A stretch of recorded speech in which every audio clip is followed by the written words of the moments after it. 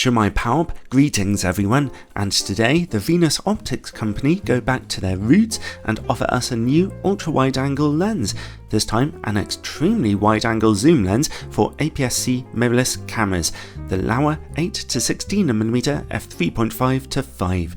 It'll be available for Sony E, Fuji X, Nikon Z, and Canon RF and EFM mount cameras, offering an APS-C or cropped image circle, and its price will be $550 US. It's a completely manual lens, manual aperture control and manual focus, although focusing manually at such wide angles is actually pretty easy to do.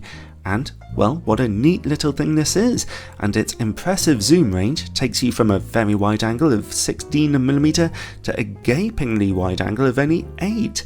That is really impressive, the full frame equivalent of about 24 to 12mm, so you'll never have an excuse for not fitting everything into your picture with this optic. It's potentially useful for all kinds of landscape photography, travel and architecture work, as well as simply getting a crazy perspective on what might otherwise be a boring photo. I'd like to thank Venus Optics for loaning me this lens for a couple of weeks for testing, although as usual this is a totally independent review. The lens's build quality is very typical for a Laowa lens here. It's made of metal, it's a little bit weighty in your hand, and it has very tightly assembled build quality. It's based on a metal lens mount with no weather sealing or space for a rear filter. Then comes a metal aperture ring with markings for when you're zoomed out to 8mm. Bear in mind that when you're zoomed in, the aperture will be twice as dark. A switch on the side lets you toggle between that aperture ring having clicks, gentle clicks, or turning smoothly. In front of that comes the zoom ring, which turns very smoothly and evenly and a little heavily.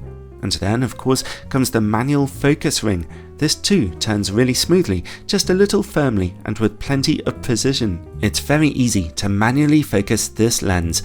Whether you're zoomed in or zoomed out, we do see a moderate amount of focus breathing, but video makers aren't really going to be doing focus pulls this dramatic on such a wide-angle optic. The lens comes with a well-designed front cap which clicks into place securely, and interestingly, it comes with a front filter adapter.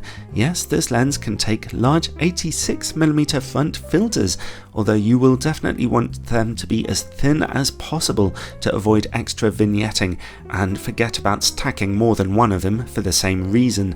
Still, a fantastic feature on such an extremely wide-angle lens, and overall, build quality is excellent here. Okay, let's consider image quality now. I'll be testing it on my Sony a5100 camera with its 24MP APS-C sized sensor.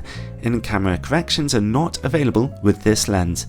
At 8mm and f3.5, image quality is spectacularly perfect in the middle. Let's move into the corners then. That sharpness actually remains very strong right up until you get right into the very edges, where we do see some blurring, and also chromatic aberration on contrasting edges and darkness are also issues in the corners. Stop down to f5.6 and you'll see, well, only a small improvement to be honest. f8 and f11 look about the same, and f16 sees a touch of softness emerging due to the effects of diffraction. So at 8mm there are issues in the image corners, but admittedly the lens remains very sharp indeed right until you reach the very edges. Let's zoom into 16mm then. Again, image quality is absolutely excellent in the middle. This time the rest of the image frame starts getting softer quite quickly, and the corners are no good really. Stop down to f8 for a nice improvement though, and f11 actually looks quite decent, except for a bit of that colour fringing on contrasting edges. Okay, overall, well, the lens is not an optical masterpiece, but at least at 8mm we're seeing a lot of sharpness, and at 16mm stopping down yields good results. There's more colour fringing here than I was hoping to see, but also that's a typical optical problem for a lot of ultra-wide-angle lenses, particularly zoom lenses, and others have the benefit of in-camera corrections to clear it up. Okay, let's see about distortion and vignetting now. At 8mm there's less distortion than I was expecting to see, but a bulbous moustache pattern barrel distortion is still noticeable, and unsurprisingly, the corners are dark at the maximum aperture. At f5.6 they brighten a little, but at f8 or beyond they are no brighter. This is probably natural vignetting we're dealing with from working at such a wide angle rather than optical vignetting, which means Laowa probably couldn't have done anything about it. Zoom into 16mm and that distortion flips into a very mild pincushion projection, and vignetting is almost non-existent, so when shooting at 8mm you might want to boost that corner brightness in editing. This lens can focus down to about 20cm, which is okay if you're zooming in a bit. At f5, close-up image quality remains very good, getting just marginally sharper at f8, although you might not be able to see the tiny difference on YouTube. Alright, let's see how well the lens works against bright lights. Ouch! There are quite a few issues here, as you can see right away, whether bright lights are right there in a picture or on the edge, where a particularly large glare is catching. Zoom in and things are about the same. While we're working in the dark, let's see about coma levels. Even at f3.5, coma smearing on bright points of light remains nice and under control on this lens, with just a small amount to be seen right in the very edges. Stop down to f5.6 to see it gone, replaced with impressive sun stars. In fact, let's zoom out to see them a bit more clearly. Wow! Stop down to f11 and they get just a little bigger, although at f16 they're even bigger again. Nice! Kind of makes up for the flaring problem, maybe. Finally, bokeh. It's very difficult to get out of focus backgrounds with this lens, as you might imagine from its parameters, although if you do zoom in and get very close to your subject, then some nice soft bokeh is visible.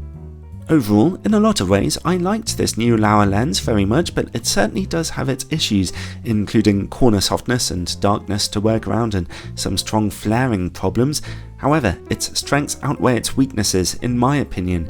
Its sharpness at 8mm is good, its ability to use front filters a huge blessing, and its low coma and big sun stars are pretty spectacular. I really liked its handy and rather extreme zoom range too. I think I can just about recommend this lens for the exciting images it's able to get, just don't expect optical miracles out of it.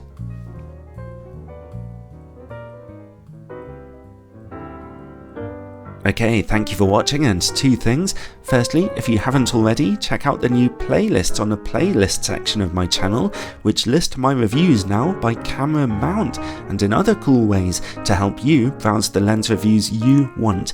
And secondly, thanks to my Patreon supporters of course. Patreon supporters get all kinds of exclusive bonus content and early access to videos, as well as a warm, fuzzy feeling inside them for playing such a big part in keeping this YouTube channel going. Ciao for now, everyone.